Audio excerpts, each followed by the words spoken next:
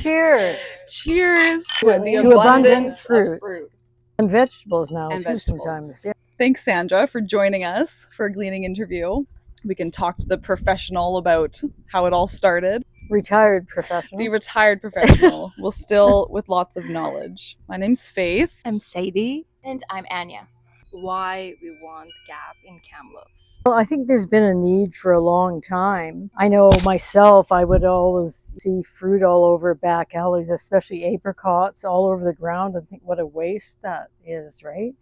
So I think it was 2012, the Food Policy Council had an event called Let's Talk About Food. Got a bunch of people from the community. They talked about different ideas of what could do, and one of the main things that came out of that was Food Policy Council decided, okay, we're going to go after this, try and get some funding to start a gleaning program. Anyway, they got some initial funding, I think, for 3 years to get it off the ground. The first year, they did actually do a few harvests, but mainly it was, just kind of getting everything organized. You need ladders, bins, places to take fruit. You need yards where people have, will allow you to pick the fruit. You need volunteers. So the first year it was basically getting it organized. And then the second year they said, okay, we really want to, go full on this year. I was blown away. We gleaned 20,000 pounds of fruit and what? I think this year so far we're at 3,000 pounds. So that's crazy that the first year was 20,000 throughout the whole year. Last year was about 15,000. How did you get the volunteers to a start? There were some spreadsheets started on the computer, so there was already a good group. The Kamloops Food Policy Council has a pretty broad network, so we just put it out there. Usually too many volunteers, really. Usually we had to turn people away, which, that was kind of another problem to solve, I guess. But anyway, I would post a harvest, and I would hear my phone go bing, bing, bing, bing. And the harvest would be full. And that was really time consuming. Just organizing the harvest. So then I guess 2 years ago, it was computerized. Easier to kind of send the email out to all 670 volunteers. It's a much easier way to organize it, even though you still have to respond to everyone individually. It's also interesting because there's so much fruit around town. There should be enough harvests, but with just a couple people working with the gleaning program, it makes it hard to actually get all of them. Yeah, that was always a problem too, because you can't be at every harvest. You can't harvest every tree. Yeah. So that was also hard. So we tried to have volunteer harvest leaders, but you still have to organize it. And you are going onto someone's private property, and accidents can happen. People fall off ladders, etc. So you want to make sure that things are done safely, fairly for everybody, dividing up the fruit and being respectful to the property owner. So there's all those things to think about too. So that's great. Just looking at the history of the Gap 13 years ago, looking at the future of Gap, if we want to think about that, without any funding, for example, without any staff, how do you see the Gap can survive, stay alive, even without that kind of the funding? Do you see any possibility of volunteers taking over, or any way that can be stay alive? You have to have some kind of paid coordinator, because it's a lot of work. It's not, you're not going to find a volunteer to run the gleaning program. So somehow or other, there would have to be some kind of organization that could apply for the grants and hire a coordinator. You really need a paid coordinator, in my view. And then of course you need a vehicle, you need somewhere to store your equipment, you need somewhere to take the fruit. So, that's why it's worked out really well with the stir, because I think you just drive the van back up and unload. When we first started, we were in the basement of what is now the Mount Paul Food Center, and we had to carry the bins up and down the concrete stairs to the cold room, which was a lot of work. And that's not good. You don't want to be doing that. So I don't know. It's hard. I think you really need some kind of an organization willing to take it on. I heard it was like a proper cold room, the basement there. With a proper, I was like, what? Really? That's well, it was great because Sadie Bone was working out of the center then, and I mean, she pretty much made sure that everything got used for something, right? Yeah. Or we would have farmers if the food was no longer fit for human consumption, or jam or whatever or anything. We had people that would come and pick it up from there. So you kind of you need a location, right? For storage and distribution. Yeah. And the logistics side of it too. Like, it is so much work. I can't believe that two of us are kind of sharing some of the responsibilities, and it still just feels like you're not doing enough sometimes, because it's like there's so much fruit out here, like you can't not see it and notice. Yeah, you can't get to all the trees, and you feel bad, but you just can't do it, right? Yeah.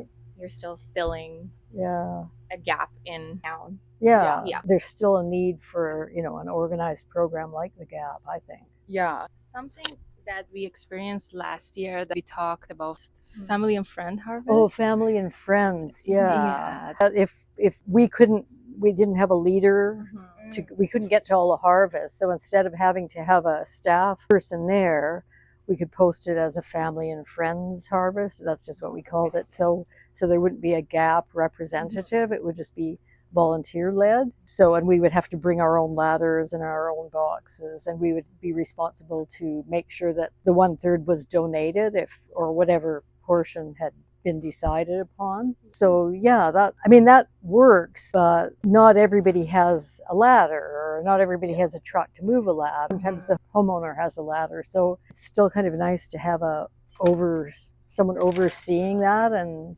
also I think some homeowners aren't comfortable with just any strangers they don't know coming to their yard. And I think they feel with the GAP, it's an organized program. Maybe they feel more comfortable having a group that's under the GAP umbrella, or whatever you would call it. So the other thing that I've learned, that people reaching out to GAP for kind of signing up their tree, they really like the donation part. They kind of saying that I can pick it, or I can ask someone to pick it, but because you are donating it to other organizations, I'd like to sign up for GAP. So that's another thing. Consider.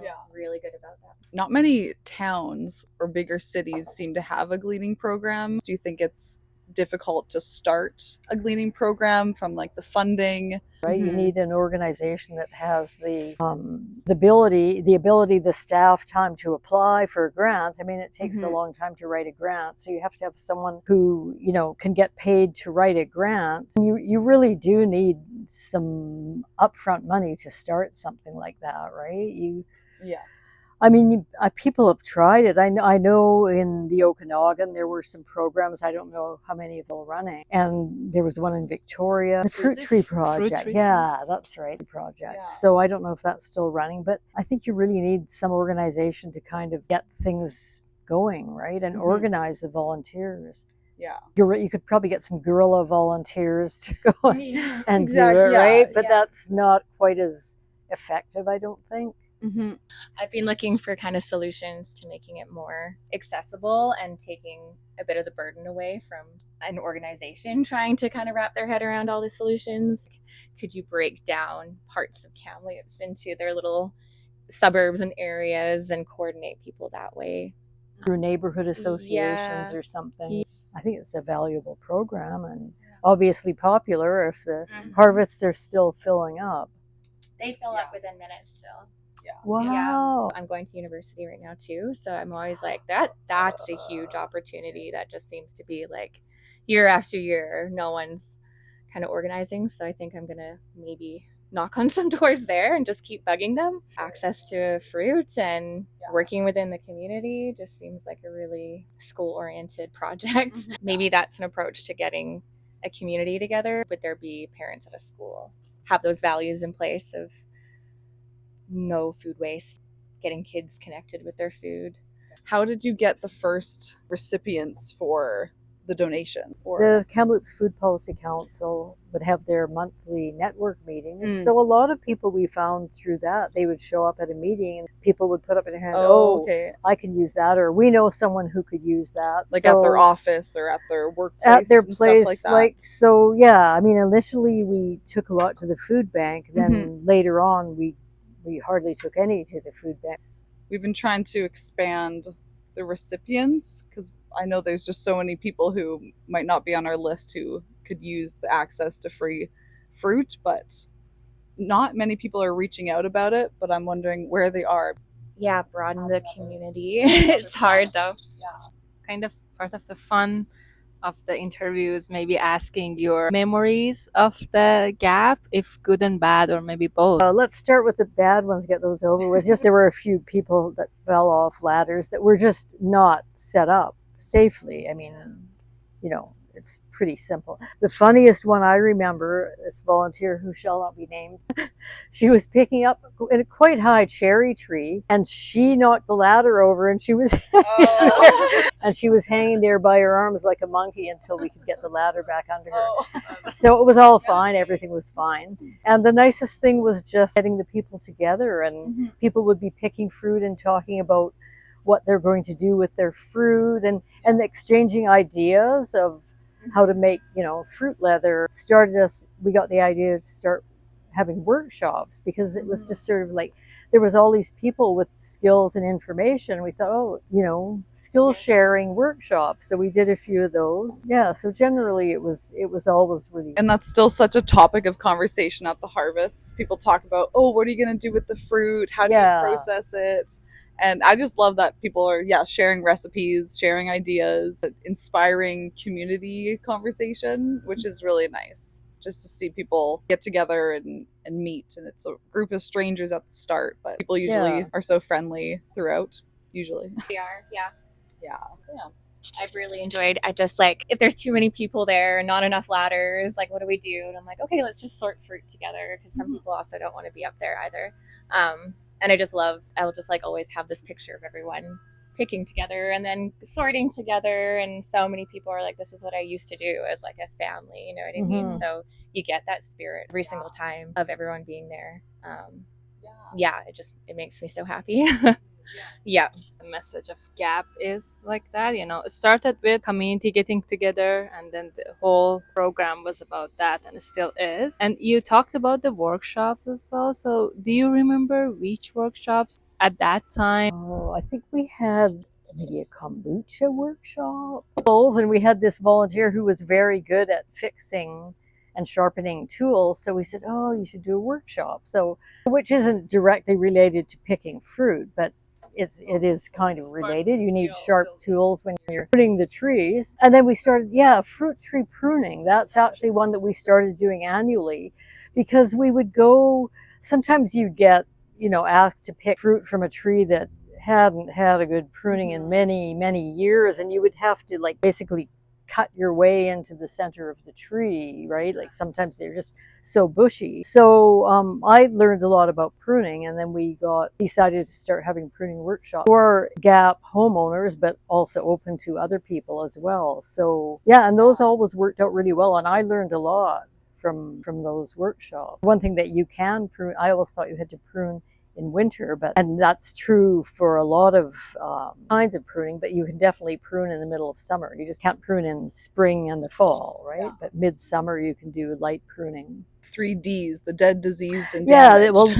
Exactly. So that is so important. We notice a lot going to trees, and it hasn't been pruned in so long, and you can't quite access it, but it's just a bunch of dead branches in the way. I remember one of the first trees we harvested. It was probably about maybe 8 feet high, and it was like a fountain. There was branches laying on the ground full of, hadn't been pruned for years, hadn't been thinned. So we picked it, and then it was a small tree, so I just go back and prune it in the spring just myself. It was just easy for me to do that. And so every year it got better and better, and it was improved. So you could see over several years the improvement in the tree. They weren't laying on the ground, at least, right? Yeah.